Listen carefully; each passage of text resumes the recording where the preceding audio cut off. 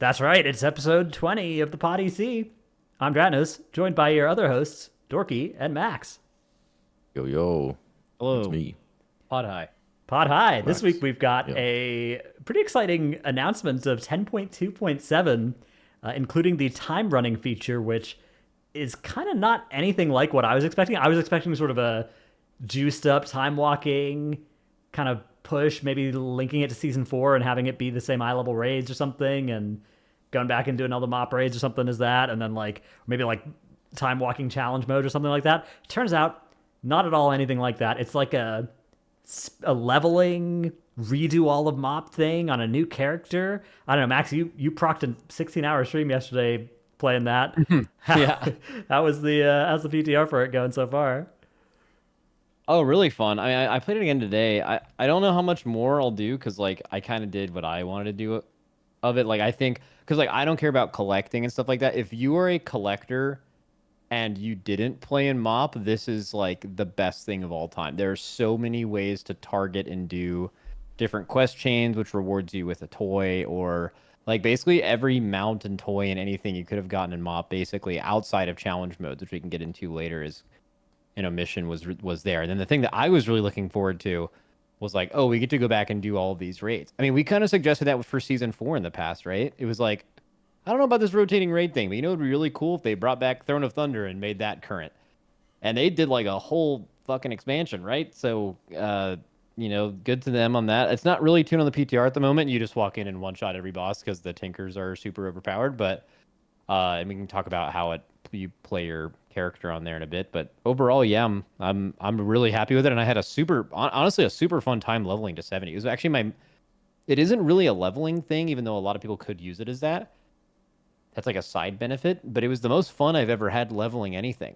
Like usually when you level a character, it's you turn in a quest, get some item you probably don't want, some gold and some experience. And this was just like 5 more layers of rewards that you were figuring out all at one time and getting stronger from like so many different ways. And I don't know, it was kind of something that wouldn't really work in the base game, but is really cool as like a limited time thing. So I thought it was really cool. What do you think, Dorky? Wait, so is this not primarily used as a leveling thing? Because you said it was kind of like a side thing, but my interpretation was that this was like specifically used as a way for players to alternatively get a character up to max level from 0, which is kind of funny because like we talked about this in the last Last episode. week, yeah. Yeah, we were talking about like leveling a lot of stuff, and I swear to God, it's like complete coincidence. We knew nothing about this at all, no cap. But yeah, I mean, it's pretty cool so far. I've been playing a lot of it as well. Uh, for sure, like when I first heard about this and when I played it, I'm like, oh, this is really cool, but it's probably not my kind of content. I saw it more as like a collector thing, as Max mentioned, and something just for like leveling up. But what I find really great about this is, first of all, you don't need Dragonflight expansion to play this. So all you need is a subscription, and it's a great way for bridging players who haven't played Dragonflight yet, who, maybe want to come back to the game, or maybe they want to like get a character up to speed before the War Within comes out. And like what's even better is that because it's a new event, it's something that a lot of players are going to be diving into, whether it's current players, returning players, or brand new players. And it's just like a really fresh experience. And what I liked the most about it was a leveling experience that incorporated raiding. Like I found it really Yeah. interesting. Like it's never been done before, right? Like there's never been leveling raid content aside from SOD, which I had imagined they probably took inspiration from. And I'm like kind of excited as somebody who has never played MoP before and has actually never leveled a character from 0 to max. And I'm just like super curious because like basically my playthrough during BTR, I tried to go in as much of a noob as possible. Like I picked a new class. I was leveling a mage. I've never played mage before. I didn't bother turning on add-ons, and I've never done MoP, so I just had like a super fresh experience, and Oh, cool. it's honestly been like pretty nice. Like I didn't expect it at all. Like I've been having like a pretty good time. Just like I don't know if it's because like I'm enjoying mage a lot or what, but I've just been kind of vibing. I'm just like out there trying to figure out mage. I'm not like looking up any guides on mage or anything. I'm just like reading my abilities and talents and trying to figure out how to level, checking out the new zones, going through every single dungeon, just seeing like what MoP dungeons were like. And I've seen 2 of the raids so far, like just the beginning because Alpha doesn't go very far. So just Heart of Fear and Mogishan Vaults. Yeah, Yeah. pretty cool Yeah. raid so far. I'm really excited for it. So I haven't played any of the PTR, mostly because like I kind of know that I'm gonna do it regardless, and I don't know I could have done it, could have turned on stream and gotten some views there, but I didn't really want to create any YouTube content or any guide content for it because I don't know I don't think there would be that much there for that. So I basically decided, you know what, I'll play this when it hits the live servers, and I'm really looking forward to it. Like I think that it has some really well targeted pieces that aim at basically huge swaths of the WoW player base, right? Like you loved MoP the first time, you miss MoP. MoP Classic hasn't come back yet. You know, this is going to hit a lot of people that wanted that, right? And it's weird because it's not really MoP, like it's not MoP classes, right? It's retail classes in the MoP leveling thing. So MoP Classic may also still hit. There are a lot of people who I think want MoP Classic because they want their It'll Kill scratch a Cadence different cunning itch. or whatever. Yeah. They want their vengeance back on their tanks, those kind of things. But I think that for a lot of people, like the zones, the aesthetic, the vibe, all that kind of stuff, re-experiencing that's going to be big for a lot of people. People that didn't experience it the first time, that's also huge, right? Like you said, that's another huge set of players that didn't ever play MoP. It's now the expansion because obviously Cata is where we're up to in Classic, so it's the oldest expansion that hasn't been re-experienceable yet. So huge set of players that just never played it. Then you have collectors, right? You can collect almost all of the MoP stuff, and Yeah, you can insane. do it with there's the bully or the bronze that you can get. You can buy like all that stuff, and really cleverly, it looks like you can buy the ensembles, like the gear, the MOG, for classes other than the class you're playing as well. So you can just play one guy, get a bunch of bronze, and then buy the ensembles for your whole account if you want. Tremendously good feature. I think that's just a War Within. I think that's going to be the standard going forward in War Within, which is going to be sweet. But this will be the first time we get a taste of that. So any collectors out there that hate how up until now you had to like have one of each armor type, all that kind of stuff, one of each class, that is getting a lot better, and this will be the first taste of that. And then Dorki, like you were saying, like if you just want to level a bunch of guys, if you just don't have a max level mage and you want one, this is going to be an easy way to do that without boosting. That's actually a fun leveling process. So huge amounts of different things for different types of people playing the game. And I think it's really cleverly timed as well because, like you said, the restrictions are so low on it, and then you can just take that character and play War Within with that character that it's going to let a lot of people who would maybe want to play War Within but maybe aren't interested in the setup cost do that in a way that has a really low setup cost of just leveling a guy through MoP Remix, basically pain-free leveling, which Dragonflight leveling is good, right? But it's not anywhere near as painless as the MoP Remix stuff is looking like. And it Yeah, just comes with so many more things too, right? Like you said, the ensembles, like all the collection things, like it comes with all of that while having a level 7 character. Yeah, It's just pretty well put together. Like you do everything together. Like you said, you normally level to get to the stuff in an expansion. You level, you go through all the questing, maybe you do a couple dungeons, and then you do the raids and everything. This is like you fully experience the entire expansion in the leveling process. Like really the only thing to do like at end game is just to do the heroic raids, which are 10-man heroic. So the hardest difficulty is 10.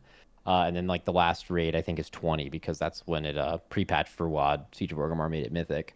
So the reason why it feels so much better to quest is like you're not just questing to level. Like you feel like you're gaining power by, oh, I haven't seen this raid before. I'm gonna go do Mogishan Vaults. All right, I came out 3 levels higher. So like you didn't feel like you were taking a break from questing. You were just questing in a different way.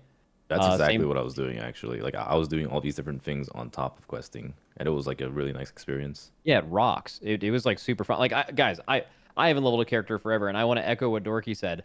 We did kind of just like do an episode last week, and we're like, man, what do we talk about? Like, oh, the leveling process in this game is kind of whatever. We had no idea this was PTR was getting announced or released this week, or we had no idea what Timerunning no idea. was until it got announced. I mean, we were speculating as a Vampire Survivors game mode. That wasn't a bit, right? So Yeah, I mean it's really well made. It's currently you can see the structure of it being really good. It's definitely like some of the tinkers that you use. For people who are listening to this and didn't try it, you level and why I don't think it's a big deal that you're not playing MoP classes. In fact, I actually really liked this. I don't know, Dorky, if you agree.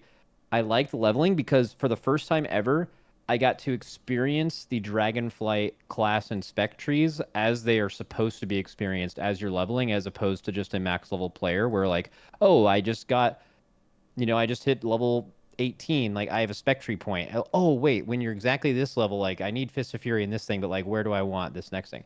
Oh, dude, yeah. I mean, that specifically, I want to touch on that. It actually feels really good because, like, I don't know. There's something really satisfying about like not really fully understanding my class, but like just having not as many tools to play with. I don't know. There's just like something really satisfying about just like going through the dungeons. All right, like how do I play Frost Mage? So I'm kind of just like hitting my Frost bolts and then flurry and then double ice lance. Okay, that kind of seems to make sense. And I just keep doing that over and over. And I'm just like doing that. And all right, I got Comet Storm. Now I'm doing that with Comet Storm. And my rotation is like super simple but satisfying. I can't really explain it. It's like the first time I've really felt this way while playing a character, and I'm like just like leveling as I'm getting abilities, and I haven't really gotten to the point where I fully understand Frost Mage yet. But like I said, I've been going in completely blind, no WoW head guides, no nothing. I'm just playing Frost Mage completely natty. I wonder how Dev Evoker and Havoc Demon Hunter feel in this like feel in the 10 to 30 range. I wonder if they're just super bare bones or what. Well, I played with Sang and he played an Evoker and he was like, yeah, this is the first time you could ever play Evoker before a certain level. And he seemed to be doing okay. That was like part of the experiment. I actually want to kind of go back to I mentioned that this isn't really a leveling thing because I think if you like kind of extrapolate this and like why most people would use this, I think people will use this to level characters because especially the first time you do it, I think it might be a little bit slower than leveling on live, but it's an experience. But when you do your other characters, you are going to baseline have a plus 324% experience bonus. So like you're gonna level faster than anyone could level. So like you could actually use this to level your characters, but hey, guess who doesn't have any interest in leveling any characters ever? Me. I'm never gonna do that. I don't care about that. I played this purely as an experience if I wanted to. And I played MoP a lot. So it was for me, it was reliving MoP. For a lot of you, it might be I never played MoP, and it's even cooler because you're like, oh wow, I get to actually, oh, I want to level this character, but like I can see what Heart of Fear looks like, and like they're deeply thematic raids. Like people would get pretty into it. Uh, and I think just for the experience alone, it's awesome. And as far as the MoP like playing MoP classes, that doesn't really matter because Tinkers do like almost all of your damage. For better or worse, I mean, they're really interesting. I mean, it's kind of like Plunderstorm in a way where, like, I don't know, you like loot abilities at the beginning of the game off the map. Like when you're leveling your character, there's like a million tankers, and like you might just end up with two for a while. Then you'll play around with them. Oh, that one was fun. I looted this new one. Is it better than this? I don't know. I can try it. I'll just quickly unsocket it and put it in and see how it affects your character and like killing things. I thought that was super fun too. Like seeing and trying out all the different combinations of tinkers and metagems and obviously there's like a movement one where you can get a bunch of different. I was a monk with blink or heroic leap from warriors. Like that was just kind of cool. So yeah, I don't know. So Loved it. I actually had the opposite experience with some of the gems. I found some of the gems to be far too powerful, and they were just like basically it procs and then it kills the entire pack, and that Yeah. kind of ruined some of my dungeon runs. Like I was doing some dungeon runs, and then like some of these dudes I was just playing with in the group. They just like had some of these gems. One of them was brittle, and they just go into a Brittle. pack. They just like suddenly all the mobs just evaporate. I'm like, what the fuck just happened? I'm looking at the details. I see this guy with like 90% of his damage was brittle, and that part kind of ruins it for me. Like, because like it doesn't feel like you're playing your class. It feels like an extremely overpowered corruption proc that just like Way deletes the more than mobs that. without you actually like playing your ability. Like, I like stuff that enhances your class's gameplay, not stuff that just it procs and then it does damage. So like So the meta gems and stuff were really cool. Like I do like a lot of the meta gems. Like one of them was like basically font of power. That's like really cool. mhm. And like the movement ability ones are super cool. But The proc damage ones are super lame. Like Vos, I do not like. They kind of just like ruin how your classes feel. They're just too strong. That's all. Yeah, they're too strong for sure. If you could see from the first weekend of this of why this isn't a plunder storm, you're gonna just see this all at one time. Like it's a massively bigger undertaking than what plunder storm is. That's pretty true anytime you're doing a PvE versus PvP thing. Like 90% of the content in a PvP scenario is like put this like very simple thing together and the players are the content. The players are not the content in this. This is a vast world of content you had to rebuild and bring back, and your power level all comes from something that's completely brand new. You could tell the growing pains from doing the thing. I mean, we even got to max level and we almost stopped playing because 2 achievements weren't tracking properly, so we just couldn't get either of the 2 only rings you could possibly get. So we were just missing 2 items forever. Just like you could feel the PTR pains. We did all the 10-man heroic raids today, all the way through Throne of Thunder.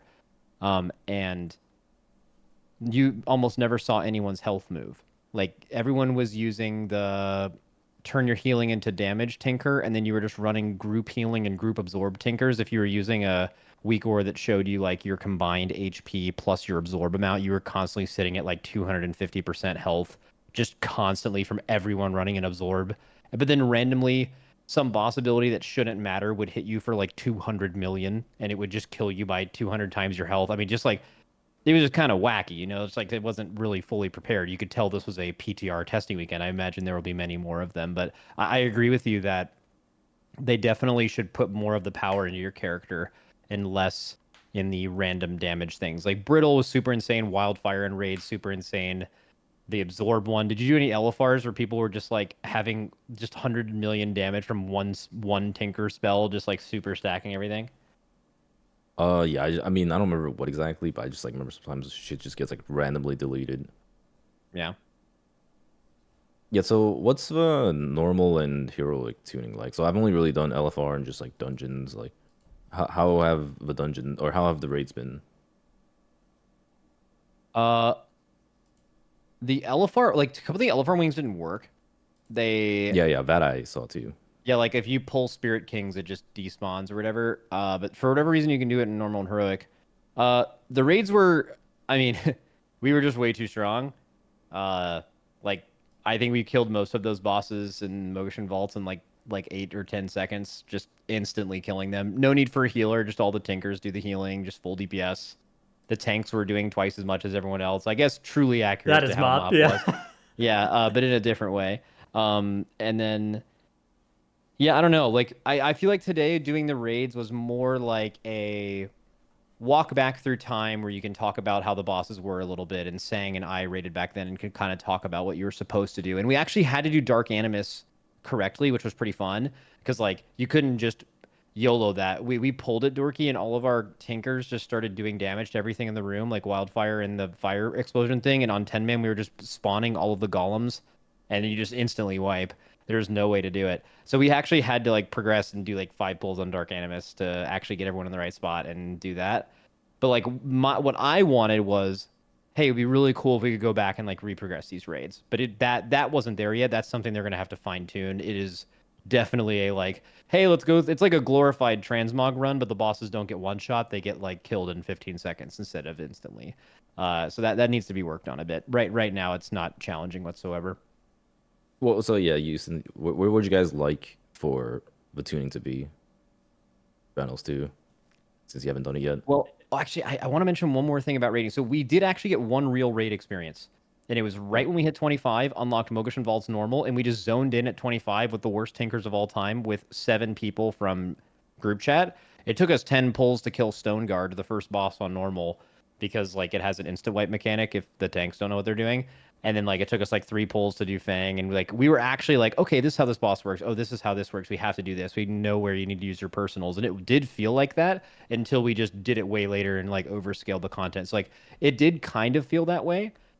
But I don't know. That's probably what it should be, right? Like it should be. We had to understand what the boss was doing before we killed it. That doesn't mean pull it 100 times. That could be pulling it 10 times. Yeah. I think in any world where this stuff is like a, you know, not Tindril level difficulty, but even like if there was a boss in this that's Smolder on Mythic level difficulty, like a couple days of progression for most guilds, like that is completely missing the point. So yeah, nothing near that, but enough to like make you think about the bosses though, and you not just one shot it. I think at least. What do you think? That's how I feel about it exactly too, actually. Because like like a huge gripe I have right now is I don't like LFR. Like normally I'm fine with LFR. Like obvious, like whatever. Like LFR, I like it as like a way for players to see the story and just like have like a way to enter raids. But Yeah. in leveling right now, if it's like the best way of leveling, or if it's like just like a way of like it's like the easiest way to level, I think that adds too much to it. They need to either make LFR maybe only give EXP once, or like as like a way Just that you make it a can't daily repeat. lockout. Easy. Yeah, like just something that you can't spam. Because like I want to be able to do normal raid as a way to actually level and have it be something rewarding. Because like the whole idea of like what you said, where you can go into normal raids with a group and maybe actually figure out the mechanics, maybe take like 5 to 10 polls and nothing too crazy, just like something that you can go in and actually feel the raids. That would own. Like I think that's what they need to hit. That's the mark they need for tuning these raids, and I don't want anything too easy. Like I feel like it should at the very least be harder than SOD raids. Like that's not too much of a stretch, right? Because like I feel like if it's easier than SOD raids and it's just like something that you just enter and you get free XP, almost like a transmog run, then it kind of sucks and kind of defeats the purpose of it. I really want to be able to see these raids the way they were in MoP. Maybe not to like the full extent to where it's like, all right, you have to actually progress a hard raid, but I want something that I can feel. I don't think know how you guys feel LFR about that. should be. I think LFR should be like almost all LFR groups should clear before they have to stack up determination or anything like that. Like I think Yeah, that. yeah. Like I'm not Let's talk saying about like I'm normal. just saying Yeah, yeah, I'm saying normal, I but I'm think just saying normal. that Like like I think LFR is too SOD. spammable.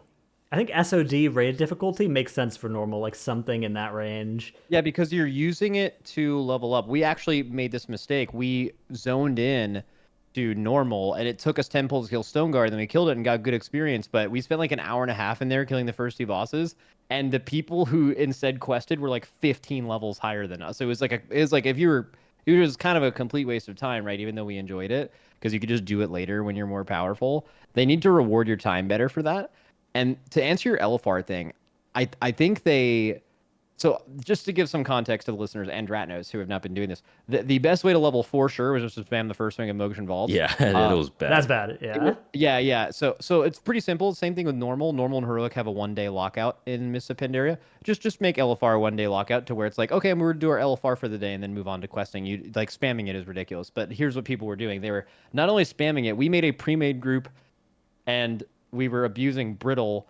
So like we would just pull all the dogs from Stone Guard onto the Stone Guard dogs, and then like all the dogs would blow up and instantly kill the Stone Guard. And we were doing 45-second runs of just the first boss. Everyone leaves the group, requeue, just do the first boss over and over again. And we that was the only way to level past 60 actually. So another issue with the PTR is that Chromie time ends at level 60, I think. And because of that, questing was not a viable alternative from 60 to 70. Like I think it took you 100 quests per level from 60 to 61. So just completely questing is no longer viable where it was from 1 to 60. And doing LFR was the only way to level. So like obviously that's just like a PTR thing, like they'll fix that. But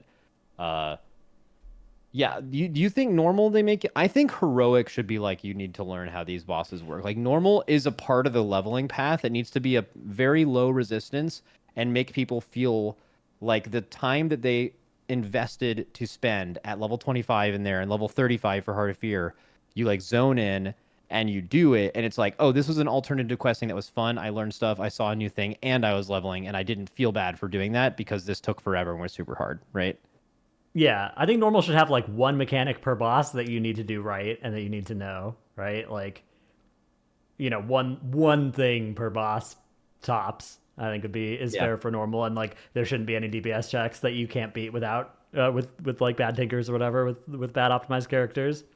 I do think I heroic. basically see it as like SOD difficulty going back to Yeah, that. Like I think SOD difficulty would be perfect because that's pretty much what they have over there, right? Like yeah, over there, it's you do BFD or whatever BRD to It's just a level 25 raid, and then you go out to Nomergon, and it doesn't have to be anything too crazy, but it just has to be something where like you actually have to Like pay hopefully attention at least. hopefully normal is the difficulty level where there aren't many groups that are being super elitist about who they're inviting. If it's the kind of difficulty that causes group leaders to be like, okay, we need to check for experience, or like we need to get item level or a certain level, like if it's not just, oh, anybody who's eligible, like let's do this, let's get in there, I think that's probably too hard for normal. Heroic, I do think should be like, you should have to understand the boss, not at the height of like MoP heroic difficulty, but like, the boss should have lethal things that you need to do the right things against to not die, and maybe it can be more forgiving, like kind of like Fated, Fated heroic, Fated mythic difficulty compared to heroic and mythic difficulty on retail. Something like that, kind of maybe a Shadowlands Season 4 Fated heroic level difficulty would be a good thing to target. Yeah, I'd agree with that. Yeah, Yeah, I don't know. for me, the it's biggest sweet. thing is being able to experience it how it was intended. Like if I can actually like do all the fights and like sort of understand the fight and like have an experience as if I was playing MoP, that'd be great. Yeah, I And think that the key mechanics of the fight should be ones that you do like they were intended. It shouldn't be like, oh, ignore this, just zerg the boss like a transmog run. yeah, Yeah. it felt like a transmog run today. And the thing is they can do that because there aren't crazy rewards tied to the heroic raids. They drop epic items, which are just versions of your items that just don't have any more sockets or anything. They just have a little bit of main stat on regular items, and on weapons they give you a little bit more stamina. It's pretty minor. And there's no like crazy, as far as I know, there's no crazy completionist collecting thing for doing the heroic raids. It's kind of like something you just commit to and get some achievements for. Like doing, when you hit 70 or before that, like doing all the heroic dungeons will reward you with one of the 2 rings that exist in this MoP remix thing. If you do all the heroic scenarios, you will get one of the other ring. If you want to get a trinket, you have to do 3 of these 5 scenarios on normal. If you want to get another trinket, you just have to hit level 70, right? So like they're kind of guiding you towards heroic raids and guiding you by doing the content and experiencing it. They are giving you the things you need to succeed in this remix thing, which was really well done. And then there's nothing like that at the end of the heroic thing at all, at like the raids. That's kind of just like a do this if you want kind of thing. You're now level 70. You've already leveled your character. You've done what you set out to do, right? Now it is you're here. And now, oh, you're here also? You want to see the raids too on heroic? You want to like find a group in the group finder? Like you can do that. So that difficulty, like you said, should be not a transmog run. You should be able to fight the bosses and understand them, but like no one should really be zoning into there unless they just want to do that anyway. So like that should obviously be the target. There's no extra motive. So I think they'll figure that out. Right now it's way too easy. Slash hard, like we like some bosses, we just had to kill fast enough before this one ability that would randomly pick someone every 12 seconds did 100 million damage and you would instantly die. And we just had to kill it before that happened. And that was really hard. And if we didn't have crazy tinkers out of, so like some of it was just insane.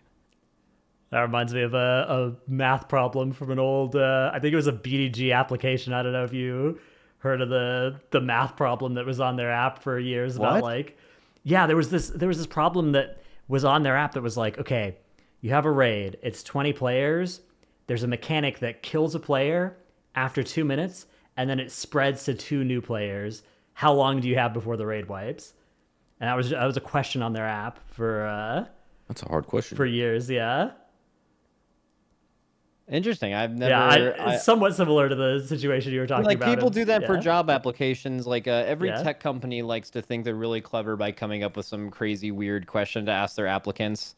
To like, I guess, try to find people that are really innovative or weed out people that are really stupid, I guess. And this is like a guild version of that. I've never heard of that. No one's ever done that. I don't. We've never thought about doing stuff like that. Interesting. Yeah, that's it just jumped to mind. I want to move on to talk about the challenge mode sets because I think that's something that has been one of the. So it's one of the few MoP cosmetics that won't be obtainable in the remix. I think there's a couple of others, right? Like there's the legendary cloak. I think this is what I heard from my stream chat earlier today, so correct me if I'm wrong about this. But they said that you can't get the legendary cloak, you can't do the legendary quest line, but you can still do something to give you access to Ordos if you don't have that on the Timeless Isle, which is something that would, I think, is.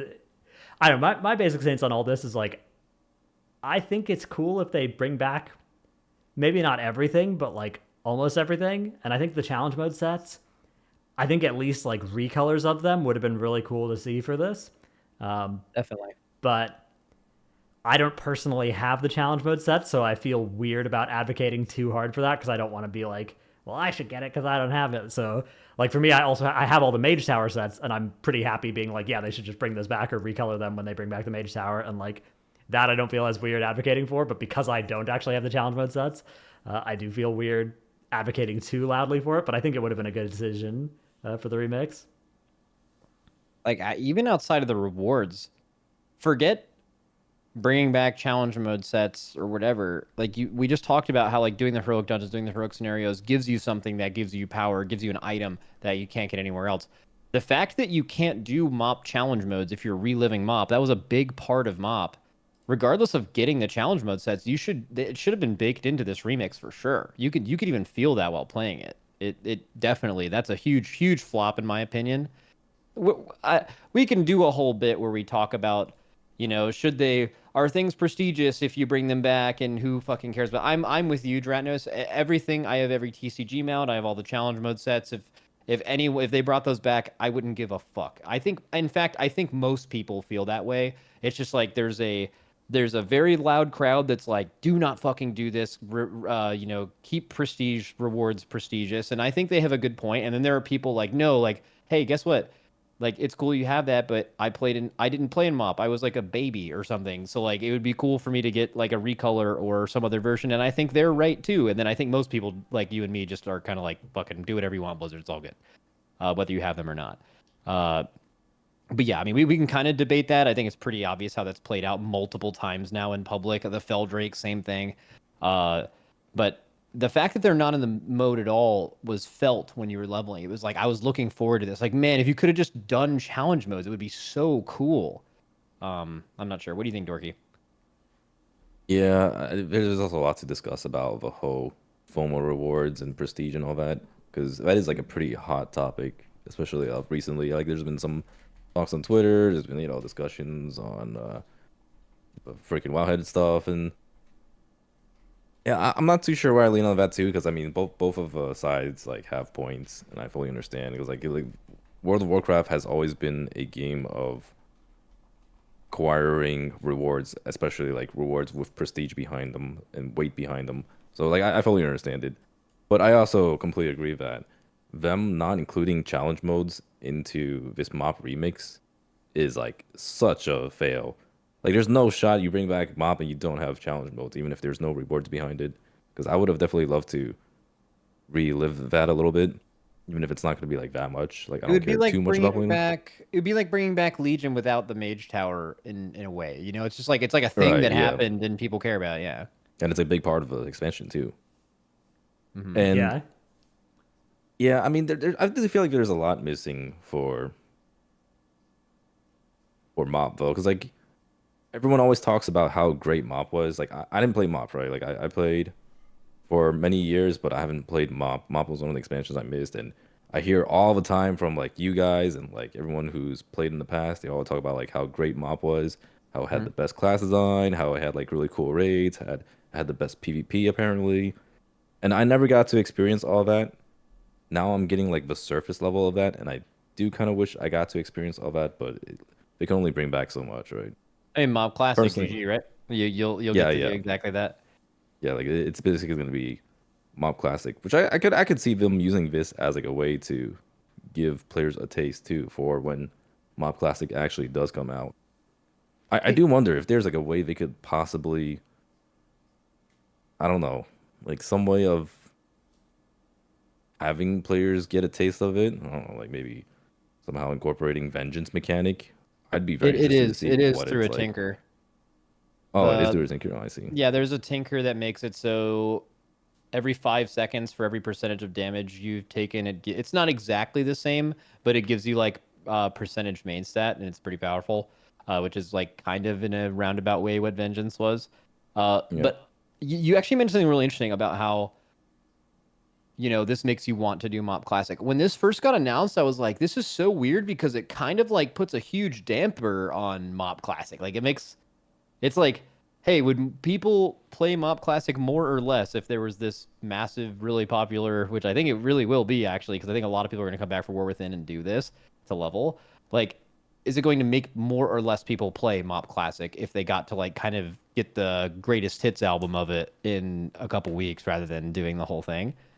And then you just mentioned that it can actually help. So maybe I'm wrong. Maybe this will like give people a little taste because so many people just quit in that expansion, and it'll actually increase the amount of people that play MoP Classic. Maybe I had it all wrong. Maybe this is like advertising it almost.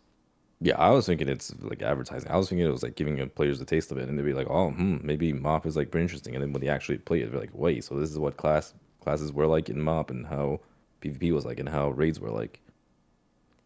Yeah, Yeah. it made me want to do the raids again for real. So it like this made me want to play MoP Classic, where I thought it would be the opposite. That I actually do think it does sucks make for a lot of sense. PvPers, though. I gotta say, like this entire thing, like it's got to be a kind of a kick in the nuts for the PvPers because I know Definitely. PvPers love MoP, and like for them to see this and there's like literally nothing for like what is there for PvPers in this mode? Literally nothing, right? It is As far as I completely, know. yeah. Yeah, I've seen some narratives where it's like, oh, well, they got Plunderstorm. But I like kind of disagree with that because again, hate WoW PvP a lot. Never want to do it. Oh, And so does most delete WoW people I play PvP. with. All of them loved Plunderstorm. It was super goated. It's like I think just saying like that was a PvP thing is super missing the point. But yeah, but at the same time though, what level did you make it to 70, Dorky? Nah, I'm like 36, 7. Okay, if you've seen how powerful Tinkers are at max level, PvP would be just the biggest clown show on earth at the moment. Uh, it would just kind of be like Dragonflight PvP with just like Trinket. Like I Oh don't yeah, it would like, literally just be Dragonflight. Yeah. but you could also make the argument that it feels that way because they didn't consider PvP at all, and they should have had PvP be an option. I mean, it's certainly if you're advocating for PvP, that seems to make a lot of sense. A lot of PvE people enjoyed Plunderstorm, so um, yeah, definitely weird. I mean, I remember seeing Cedu's tweet, and Cedu loves MoP, and he was like, "Yeah, this seems okay." And I'm like, "Oh yeah, they didn't really make any content for him for this. Like, it Oh, is that's gotta weird. suck. It is weird, yeah." Because the whole thing they loved was the classes, right? Which is the thing that's Yeah, not coming yeah. back. So, yeah, I don't know. Yeah. Well, I But mean, just like again, the MoP entire system Classic, of how it right? be.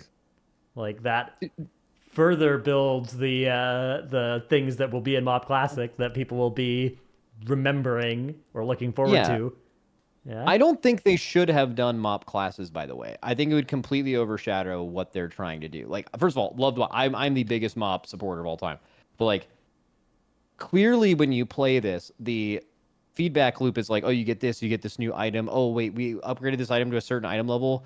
Now it has an extra socket. Oh, I can add an extra tinker to my kit. I just looted this other tinker. Maybe I'll swap this one out. Like the way you gain power is super addicting from 1 to 7. It's like you get 70, you get a new item, you like you're combining some green gems. 3 green gems makes 1 blue gem, 3 blue gems makes one purple, 3 purple makes 1 legendary. You're like it's like almost Diablo like gem combining like things, so you keep getting stronger and stronger gems the more you play. Like you're feeling like multiple levels of progression that are very different than WoW's natural gearing, and it feels really good.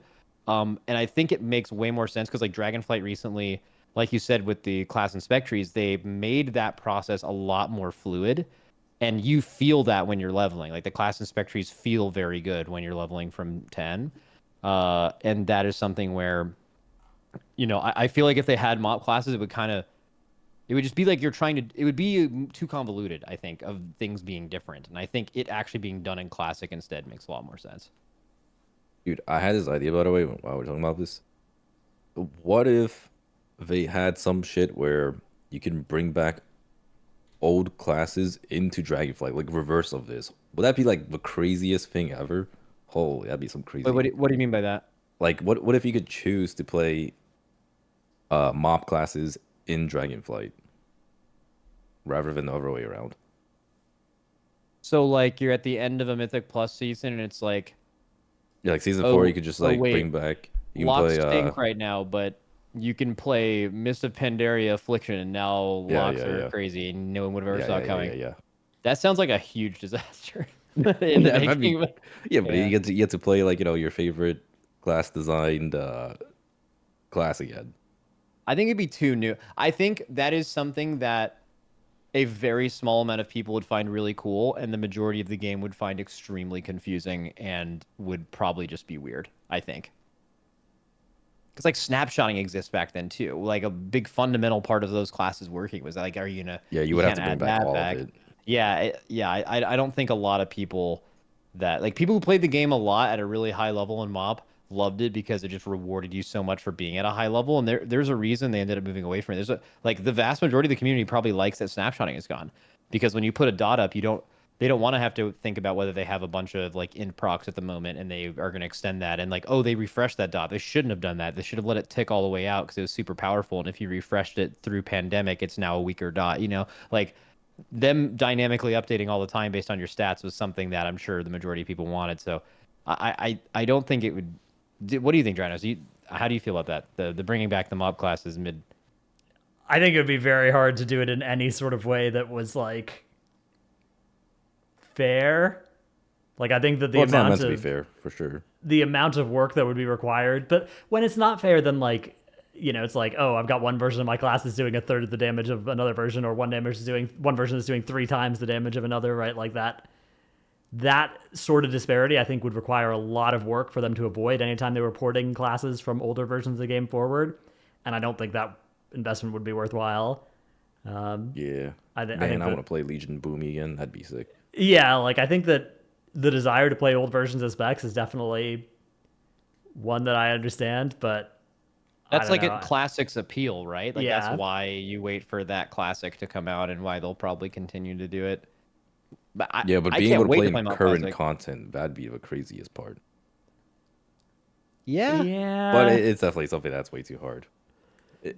Like in an ideal world, if that was possible, I think that'd be so sick. But yeah, like realistically, that's never happening. It could be a cool like experiment thing to do in some way. End of expansion. Yeah, like some weird wacky thing. Like if we've tied so many conversations about making things cool and rare and unbalanced and weird and wacky and fun, and like how that rubs against the grain of how people expect games to be made nowadays. But like if you're willing to say, oh, at the end of the expansion you could throw all that out. Like for example, remember season 2, super unbalanced, 5 classes were super broken and god comp and all that stuff. That was the middle of the expansion. Like that was really unbalanced. This would be just as unbalanced, right? So, but at the end of the expansion, that's fine, right? If you could convince people that that's true, you could totally do some weird, crazy, unbalanced stuff at the end of the expansion. I think there's maybe some room for that, but I mean, you could also just do it like a remix thing, where it's like, hey, on this server, the entire game is unlocked, and also you can choose whether your class is in the 2.0 design, the 3.0 design, the 4.0, right? Like you can swap between those, just like different talent builds or something, and it's like some, broken private server experience or whatever. It would almost be like Earth mode, in League of Legends. Yeah. Ever play that? Yeah, Earth mode. That's like the League game where you just like all of your CDs are 0-second CDs basically or whatever. You just spam all your abilities and no mana and stuff. Yeah, I mean, it's more of like a would they get the payoff of putting in all the work to make that work kind of thing is probably the argument they would go down, I think. But I mean, it's a really cool idea nonetheless. I mean, it could be really fun, yeah. I think as well, like, okay, another thing about the MoP Classic pipeline, like, you guys see the release dates for all the Cata Classic raids? Yep. They are it's like all out pumping that shit out. Yeah, like we're gonna be in Dragon Soul in less than a year, I think, in Cata Classic. So MoP Classic, like this time next year, I wouldn't be surprised if MoP Classic was about to release or something, or released already. Good point. So I mean, that kind of makes sense. There's like less major things being released in Cata than Wrath. I think it's like Tier 11, which is all those raids at the same time, and then it's Firelands, then it's Dragon Soul. It's over, right? There's nothing else. I think ICC had like one more thing in there, right? It was like there's Hallion, Ruby Sanctum. There and there was Nax, and then Ulduar, and then Grand Tournament thing. UGC, and then ICC, and then Ruby Sanctum. It's like there was just more release points, So maybe it was that, or maybe they're like, hey, we want to just get this out of the way faster. I mean, I don't think anyone's under any illusions here. Like Wrath original, vanilla BC and Wrath, and then also like classic. You've seen the sub numbers, right? Like classic peaked super high, BC peaked lower, Wrath peaked lower than that, right? Like and you can fucking bet this no expansion will ever be even higher than Wrath past this point, right? Like Wrath had the most nostalgia value by far for any expansion for people who played WoW before, and a lot of people stopped playing classic. I hope people or Cata. I hope people play Cata and they're like, hey, wait, I ended up quitting this because the Lich King was like super cool and Deathwing was not nearly as cool, and like they ended up playing. They're like, wait, the gameplay got way better in Cata on MoP, but like I just don't think it had the same like epicness for people, and I wonder if them playing it will change that feeling. But maybe Blizzard is like, hey, let's just let's get through these next expansions while we have most of our team working on whatever happens after Season of Discovery, I assume. Yeah, I'd be surprised if they really continue forward from here. It feels like not Cata. It feels like Classic is really coming to an end, and they're starting to like converge in on all the players that got drawn in the first place.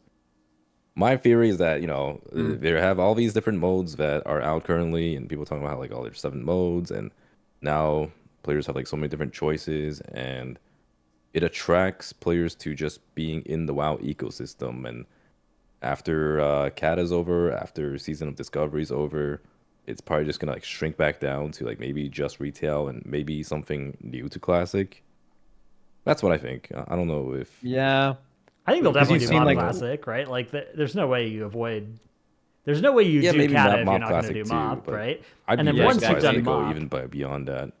yeah, bet you WAD do is like an a. interesting discussion. I mean, I bet you do like a fast release WAD, right? You do WAD over 7 months again as well, and then Legion Classic, right? Like Legion Classic Well, is going to be a banger for a super lot of hot people. take. Yeah, super hot take. WAD Classic truncated into a like 7 month thing because again, WAD is very famous for having really long downtimes and not a lot of content. But like, if you go through that content in a shorter, truncated fashion, I actually think WAD stands up to other expansions like way better than people remember. I mean, at least PVE content banger, like really good dungeons, really good like all-time great raids. Uh, but obviously, but you can skip all of the bad parts of WAD in you don't have to get a selfie stick patch in in WAD Classic. Yeah. Yeah. Okay. Do we want to maneuver on over to the Patreon question here? Anybody got I any want to extras? I want to give one comment to what Dorki is saying, and I think I somewhat agree with you, Dorki. The like, oh yeah, they're just gonna collapse, like, because kind of hardcore. I was actually asking this the other day. That's like turbo dead, solo stuff, but that was huge. It was like super popular, but like it's gonna be really hard to make that interesting again. Like if they announced a new like thing, like I don't think there'd be like it's just people have just done it, Like if you did hardcore BC, I don't think that would be super popular. It's like hardcore is like a cool niche thing that happened there. So it's like kind of Season of Discovery, but as you mentioned, like the interest for that is kind of going down more and more. So it almost need like a new classic thing, like a building on, people talk about classic plus like that. But like outside of that, like if classic is waning, it kind of just reinforces the thought that they used the classic through Wrath pipeline to get a lot of these people back in WoW. And then like they're just desperately trying to be like, hey, remember there's like retail and you can play retail and we're making this game more like retail and you can get into it. And I wonder how much they're trying to push into that. It definitely feels that way. Oh, did you guys see the Agrin tweet? The one regarding About the Season of difficulty Discovery? of yeah. No. Let Dude, me. that was Who's that? I'll link yeah, I it. don't know if you want to talk about it. The Who SOD did you just dev. who him? Yeah. He's the Ion has the costas of SOD. Oh, I'm looking him up. Oh yeah, I've seen a few of this guy's tweets. What Yeah, was he spitting about? there was like some major spitting going on. He basically said it all out. He was saying how like, guys, SOD is meant to be easy. It's meant to be for your average gamer dads. If you want like harder games, basically you just go to play retail if you want harder content. Well, he didn't actually say that, but he was saying like how like there are different modes for that, and don't expect the game to be hard going forward. And he basically said it all because there's been a lot of complaints, right? Like you know how with the whole Sunken Temple being like overtuned and then they nerfed it, and then there's been players complaining about how why are they over nerfing the hell out of this? Now it's just a loot pinata, and now like why not just like Oh, have that's these interesting. raids give you gear for free? And he just like straight up laid it out. He's like, guys, this shit is not meant to be hard. If you want hard stuff, do something else. I linked the picture of his tweet. Maybe Frank can put it up on the thing. Yeah. I actually didn't know this happened. For just my initial reaction to that is none of that is super controversial. I feel like from someone who doesn't play Classic, it seems very clear that a attractive point of Classic is that the content to get the best gear in the game, the hardest content available is intended to be significantly easier than what is there in retail, and people look forward to that. And if it was other than that, you're like kind of missing the point of who's playing your game, kind of. And retail is like an alternative. We've talked about this a ton. Was there any confusion with that? I guess I understand like Sunken Temple was made super hard. They over nerfed it, and now it's like crazy, crazy easy. But he's just, I guess, pointing out that. Let's see. Yeah, there's been huge backlash. There's like some replies he had too. 100 replies to Talking about 250 likes. That's a not an excellent ratio. yeah, there's been some stuff about like talking about how it got overtuned in the first place and the whole like thought process. It's like actually pretty fascinating. He's basically saying how like there's like some multipliers and stuff and like a bunch of numbers and one of the numbers got screwed over. Yeah. Oh, I see a Scripe reply. Okay, yeah, this is in here. Yeah, it's interesting because like I think that there is room for there being some like difficulty in other game modes, but I think that their SOD philosophy makes perfect sense to me, right? Like especially the leveling raids. Um, I don't know. I don't play SOD myself, so I don't want to talk for the SOD players, but I don't know a lot of SOD players that want to do progression in SOD raids in the way that you do progression on retail, like Mythic raiding, where you spend a night working on a boss and you don't kill that boss. That is a very, I think that is pretty much at this point localized to retail WoW for good reason. Like I don't think that there's the support for that kind of thing in the ecosystem in at least in SOD, at least in the leveling raids. Maybe there's some room for it at max level there, but I don't want to spit too much about a game mode that I don't play. So, Well, I read a bunch of these replies just now, and like some that they keep bringing up is like, okay, well, why don't you just add another difficulty mode? Why don't you just add a hard mode, or whatever? But like, I feel like what these people don't understand is like this argument has been had a million times. Like adding a new difficulty mode, do you have rewards? Do you have better gear there? Same problem. People feel like that's the content they have to be doing, and then it's just too hard for them, and then people complain they have to nerf it, right?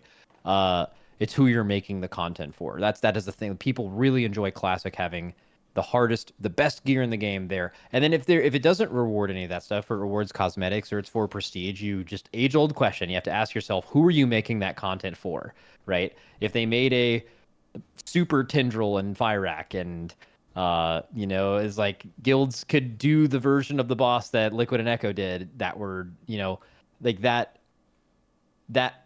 no one's going to do that. Like almost no one will do that. So like, and if you add any gear to it, then it's just a huge issue. We've gone through this in retail a million times, and it's kind of just like a different mode for different kind of people. And also I feel like a lot of people responding, and this is true in retail too. A lot of takes people have a really hard time visualizing the average WoW player. The person Yeah, who's just like responding how to bad they are. correct. And it No, like, Jesus. Well, I just no, mean not like in a bad, Good not some in a Lord. people. bad The way. thing is they could be really bad, but the thing is they don't fucking care. Like Yeah, like, what yeah, they they're just care trying to about, vibe, what man. they Like, they care might about have in the to. game is vibing out and having fun. Yep, In exactly. retail, this is probably the average retail player is very, very similar. And in Classic, it probably edges even more on the casual side. And I feel like a lot of these comments, when you read them, I'm reading them right now. You can maybe read them. I'll have a link maybe under the YouTube video at least. Frank is going to do a scroll through several of them. Oh of yeah, he different loves doing good stuff relevant like that. ones. Yeah. Pointing them out, kind of Yeah, they're as super we tone say deaf. different ones, he'll put As we relevant say, ones yeah. up. Yeah. Yeah. Yeah, my only point is I can move on. It's just that a lot of people, especially higher end players in both modes, really struggle to actually visualize who that player is because they likely don't play with anyone like them because of who they surround themselves with, and it takes some perspective to see that. And you're usually arguing. You don't even realize that most of the people in the game are just like people you have no idea who they are. So The thing is, people also just like underestimate their skills. Like they might think that like, oh, they're an 80 parser, they're just like an average player. But no, they're actually like an extremely good player. They just like don't realize it. They don't realize that like a lot of players like literally don't even play with their goddamn monitors on. yeah, Okay, maybe that's a little bit too 80th hard. percentile is 80th percentile. You are in the top 20% of people who do the raid, and then there's a bunch of people who never step foot in that fucking raid, right? So it's way higher. You were in the top couple percent, right, of gameplay skill if you're looking at it that way. So, Yeah, yeah, and Probably this the top guy 1%. understands it. Yeah. Like this guy even said here, Agrit, he was like saying how like as it stands, both Nomer and even post nerf Sunken Temple are vastly more challenging and require way more coordination than what was in vanilla WoW. Like I've seen some of these raids, like I haven't done them myself, but I've seen people play them. You know, like I've been watching streams. Like I was just like randomly tuned into Dryny too, like a bunch of other dudes. And like if you legit get hit by these mechanics, like you die. It's not like when we were talking about LFR difficulty earlier with the whole MoP thing, right? That feels like you can kind of just AFK in and you'll get by. But like this, you at least like you might have one or two mechanics that are super simple that like anyone can do, but you have to actually do them because if you were just like, AFKing around or if you're not paying attention at all, you're actually still gonna die. And it's while like it might seem really easy, it's still a challenge. well, and the reality is they may have made the Sunken Temple raids too easy after they nerfed them. That could be very true. Like we were just talking about this, how in the 10.2.7 thing when we were doing time running, we were walking through and just destroying all the raids, and it would have been cool. There's this really fine line where it's like I would like to learn what the boss does, have to execute that mostly correctly. That doesn't take a long time, and then the boss dies. Not you have to do that and then beat damage checks and have your worst player be able to do the hardest mechanic. None of that. You just have to like understand it as a group and then you kill it, right? If it was any easier than that or harder than that, it would be worse than that. That's what they probably messed up with Sunken Temple. When you have to nerf something's health by 50% and then we're hearing all of this from an outsider, you're like, oh, this is too hard, too hard, too hard. And then the next week, Wowhead has a post, are Sunken Temple raids too easy? You've probably swung the bar. They felt like they had to act fast, and they probably didn't do it super accurately. And people are rightfully saying, hey, this is too easy, because even those players that, again, are not super good and they don't care about being super good, they play the game to just have fun and stay with their community of people. They are probably like, hey, this was actually more fun last patch when we had to at least like kind of try in these raids, you know? Like they probably did just miss the mark by a lot, and therefore they had to act really fast, and they probably did it a little inaccurately. Because I think that's something that Vanilla always did so well, was the very best gear in the game was not difficult to get. It required knowledge and commitment to like actually getting a group together to go and get it, right? Like, but it didn't require that much mechanical skill, but it did trick you into thinking that it did, right? Like if you were a Molten Core raider back in 2004, like you thought you were doing some really hard stuff. And for the time, obviously it was like a lot more difficult than it is rerunning it, right? But that illusion gets shattered somewhat if it's too easy, right? Like if you're literally walking in and you're training dummy, you know, killing the mobs, there's no chance of failure. You do lose some of that. So I think that is the thing that Season of Discovery, the leveling raids, and like any sort of version of Classic need to recapture that. And recapturing that in 2024 means a much higher level of difficulty than it meant in 2004, where Correct. the very best loot in the game comes from content that isn't that hard, but that doesn't make you feel like you've cleared LFR, right? It makes you feel like, oh, I did the raid, right? Like that was cool. That was special. That's deserving of me getting rewarded. But then almost everybody who tries it actually can get that, unlike retail Mythic, which is a much higher like actual difficulty bar. Yeah. Yeah. I'm glad you brought this up, this tweet. I think this is really interesting. I didn't actually read this before. I think it's officially Patreon time though. All right, Patreon time it is indeed. And this week's Patreon question comes from Ragondo that says, how do you feel about Mythic Plus and raiding gear having entirely separate loot ecosystems? Both sides of the Soul Raiders and M Plus players hate that they have to do the other activity to be fully optimized with their primary content. A similar situation that was seen with PvP over the years until it eventually got totally split from PvE. This not only removes the burden of playing content you don't want, but also opens an opportunity for Blizzard to design their loot around that specific activity. For example, designing raid tier sets to have their bonuses themed for the raid, and for those that enjoy both, they can have separate progression goals for both activities. Okay, I used to have extremely strong opinions about this.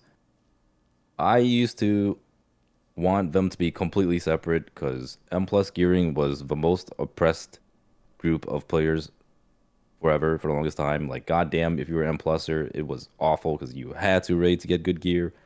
And also, I loved the idea of having separate quote unquote balance through this, whether it's like tiers or whatever, because there's always been the whole like, oh, X class is OP because it's like, whatever in raid, so they're never gonna nerf it.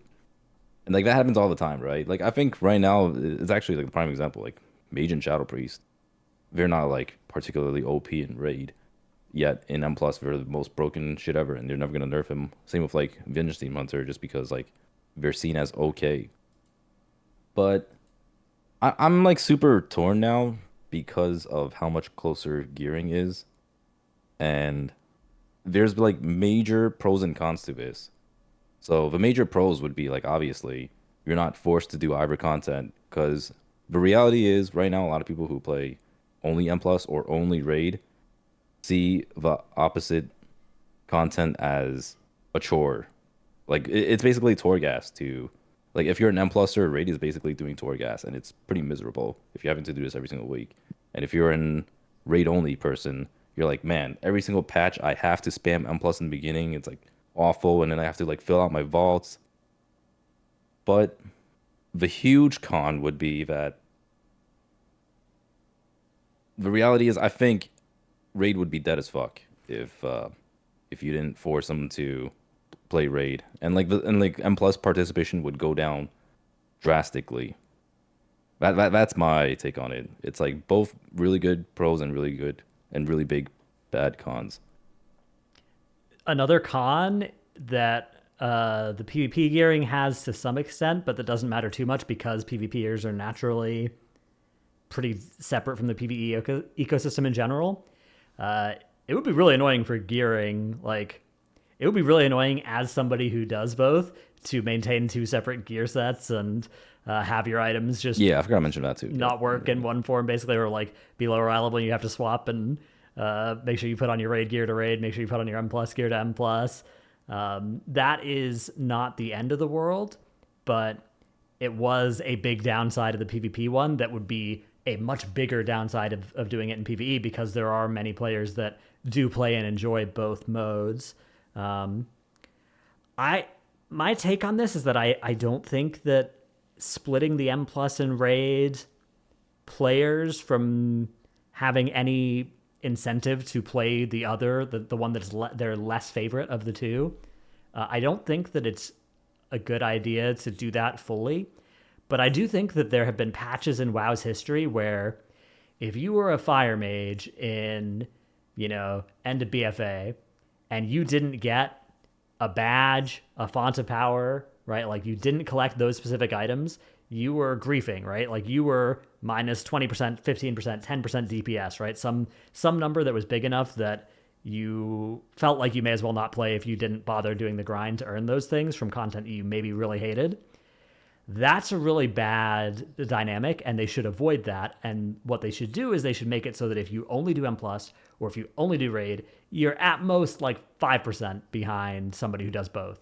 And I think they've done a reasonably good job in recent patches of doing that, especially with how powerful crafted gear is. Like, you can do almost anything, and as long as you're getting your spark and you find some way of sourcing some aspect crests, right? Like, you can make 486 gear. That's basically BIS, right? Like, that's kind of all you have to do. So I think that is the right way to make it so that if you're an M+ only player or a Raid only player, you don't feel awful for skipping the other side. And I do think that there's probably some trinkets that they could tone down, like the relative power of some trinkets that really make you feel pulled to a certain dungeon or a certain raid sometimes. Like I think those are sometimes a little bit out of line, but I don't know. In general, I think that the game as a whole benefits from there being an incentive to go and do the content, because the content's great, the content's fun. I would do a lot of the content without a reward, but I wouldn't have people to play with, right? Like there being compelling rewards and stuff is an important part of what makes it fun. It's not like, oh, this is fun and it has good rewards. Like the rewards are part of the fun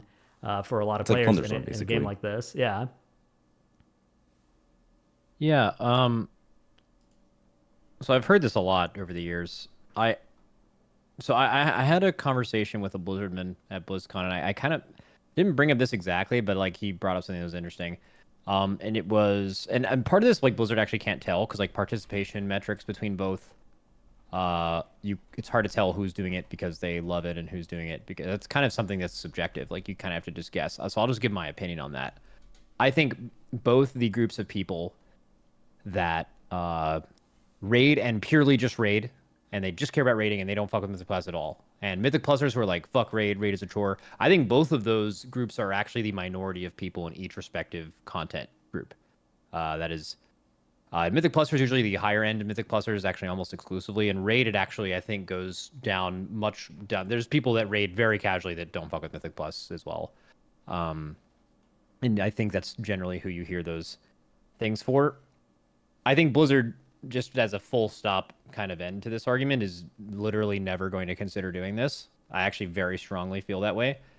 But regardless of that and giving any reasoning for that, just my own opinion, I don't even know if it would like I think PvE is PvE. I think the majority of people who raid in Mythic Plus actually enjoy dabbling in a little bit of both. Most people I know that come back to the patch are like, oh, let's see what some of the dungeons are. Let's do the raid. Like they just kind of do both, right?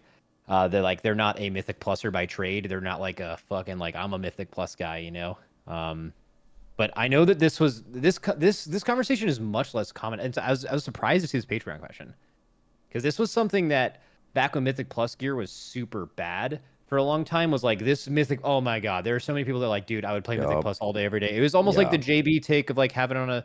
Like, it could literally, like, speaking of Plunderstorm, it could be a separate game where you just log in, don't level, and just play your class and do Mythic Plus, and that's all you do. And there are people who would do that. I don't think those are the majority of people who interact in Mythic Plus, but there's a sizable amount of people that would do that. I don't think Blizzard wants to do that at all. Having Classic and Retail and weaving them between and giving you different options to do different things, and with the kind of end goal of wanting to bring that group together and just raise that overall subscriber number and raise the people that are interacting with both things. I think Raid and Mythic Plus is the exact same thing. I think both modes existing alongside each other bolsters each mode, and I don't think the majority of people are in hell having to do both, and them complementing each other makes way more sense. You're mentioning like a trinket. Oh, you'd have to tone down where some of the trinkets are. You'd have to completely like redo all of this. Like it's like the trinkets you get in Mythic Plus don't work in Raid, and it's just totally separate. Like, I mean, you're just talking about like a different game at that point, and it's really hard to theorize and even make a good faith argument as to what that would look like. I think for the trinkets, I think it's more about like having them more aligned with each other. I think that's what Dratnos was getting at, because like it's not about like making one of the trinkets suck in the other version. It's more so that like, say there's a font of power in Raid, right? Like I feel like there's got to be an equivalent in M plus at least, or just tune down fonts of power so that it's not as required. Yeah, it's tough because like I do think that making it so that you can get close to as good if you don't actually ever want to raid or don't ever want to M plus, I do think that's a good goal. But if the way that they got about that was by never making an OP trinket ever again, I think that also would kind of suck, because I think every now and then having like an OP trinket and what if there's an alternative? Those are so memorable. Yeah, I think having an equally OP one from M plus, but the problem is you have 2 trinket slots, right? So like, I don't know. I guess you make them both on uses, but then you just play double on use. So I don't know. It's a tricky problem to solve. I definitely wish that everyone that just wanted to Mythic Plus and just wanted to raid could actually do that with very little downside for what it's worth. I think that just makes sense for everyone. I just definitely don't believe that is the majority of people who interact with PvE mainly. I mean, it's 100% not the majority. Like you're 100% right on that, but I do think for the portion that are Mythic Raiders and or are high-end key pushers. Not even high-end, like just people who push beyond 20s, right? Like realistically, like, a lot of people who Which is extremely high participate. end, by the way. Yeah, it's still very high-end. People who don't just get the portals and then stop, but the people who push beyond that, you are talking like the 1%, full stop, like extremely small amount of people that go Right, for like, that. yeah. But there's still, like, a large, okay, maybe not large, but like there's still a sizable There's a group community of there. players Yeah. who Mythic Yeah. Raid own, like, yeah, like basically I'm looking at the Mythic Raiders and the people who are doing above 20s, because like people who do above 20s, they're not just going for loot anymore or portals or whatever. They're like going for less tangible rewards, and same with people who raid Mythic. And like realistically, like most people who raid Mythic are quote unquote forced to do Mythic Plus, and a lot of people who are doing above 20s, they're like super compelled to do raid, especially whenever there's OP trinkets. So like, this patch would be the Fyrak Rage Heart trinket for, especially for healers, which is like super cringe. Like healers having to take a tank trinket is like usually the worst thing ever. Weren't DPS taking a tank trinket too? Yeah. I feel like that hasn't been talked about enough. Yeah, That's that's like bad. really Yeah, weird. it's really That's bad. not good. Yeah, The like fact whenever that it's there's a- these trinkets that are almost mandatory, well, not mandatory, but like It's they're very so rare powerful. too. It's very rare. It's a tank trinket, and like, oh, everyone wants this thing. That's way too strong. Like for sure. Yeah, and there are still a lot of healers who complain to this day that like they don't have one instead of the patch. Well, yeah, you're a healer, but it sucks. Well, yeah, you just had to throw the fuck healer barb in there. Okay, Love but I mean that. it's a tank trinket, but yeah. Yeah. All right. All right. On that note, that's going to be the end Well, of. okay, well, I'll say one more thing though. How about let's bring back PvP gearing too? Let's throw a bone to the PvPers. Let them have their game mode revived, because that's like the surefire way of reviving PvP. Well, what do you mean? Having PvEers have to PvP to get gear again? Maybe not have to, but like you give some good shit in PvP. How about that? Yeah, just remove the eye level scale up for Yeah, PvP it's- gear Yeah, as It's someone who really used to interesting PvP. and because just like buff the base eye level of it. what I gather from PvP community is like, you know how we're talking about like the people who do Mythic Plus keys after getting the portals for the purpose of pushing higher is like an extremely small percentage of people that interact with Mythic Plus or even do Mythic Plus mainly. That is, I think what's left of the PvP community at all are those people. Or it's at least an extremely larger percent of the overall PvP player base are people who feel that way. And those people actually don't want some super intricate, really cool gearing system. They want it to be extremely simple. You get what you get per week, a little bit of conquest, little honor, and then like it's just progressing, and it's the same thing every patch. They don't want too much like I remember like they tried that a lot, and it's kind of just what's left of the PvP community just really wants it to be basic and fair, and you just go in and blast, and it's all about player skill. And I think that adding cool rewards to it, I wonder, this is again, I don't PvP all the time, I'm kind of guessing here, but like I wonder how much of it is they don't even want cool gear like that, because that almost implies that like if you're doing PvP to get some PvE stuff, that PvE stuff also has to make sense in PvP. And I remember that they hated that kind of, right? Like weren't those trinkets too good? They 100% hate that. Yeah, it's like the worst thing Yeah. ever. But they also love it when PvEers have to PvP, just because like it bolsters the amount of players that are participating in it. Yeah, I shouldn't say like force PvE players to play it, but like incentivize PvE players to. Yeah, I mean, if dabble doing in a PvP. like if filling out your arena Great Vault or whatever made your gear better, people would definitely do it. Yeah. Yeah. In the comments in the thing, let us know. First of all, if you're a PvE player and actually kind of secretly, even though you won't tell your friends, like enjoyed the time in Shadowlands where you would go in PvP a little bit and you kind of like that. And also PvPers, let us know if we're wrong about the gearing system. Like if like do you guys want a more intricate, cool loot system, or do you like kind of knowing what to expect and having it be more about player skill? Both of those things we're not super sure on, but just let us know if any PvPers listen to this. Maybe a few left over from the VENRUKI episode. Shout out the PvP community. Yeah, shout Yo, out. shout out to you guys. You have a ton of you guys. That's right, both of you out there. Shout out. Both of you, goddamn, we're just repeat. The PvEers are gonna hate this too. They're gonna be like, Dude, "Nah, by the fucking, we have to way- PvP now because of these idiots." I want to point out, and just for people who are listening to this now, our episode with VENRUKI was awesome, and it wasn't super PvP based, and he's a fantastic guest, super eloquent, very well spoken, great takes. And that is like our 10 out of 10, like most, like when you look at your YouTube views, it's like the last one of the last 10 videos, and that is a crime. So if you're listening to this, I'm actually ordering or if you like PoddyC, if you're part of the community, go watch that episode if you haven't. It was really interesting. And it's not like fully PvP coded. We talked about a lot of stuff. I know a lot of you guys don't like that. That's probably why you didn't listen to it, but please do that. It was a very good episode.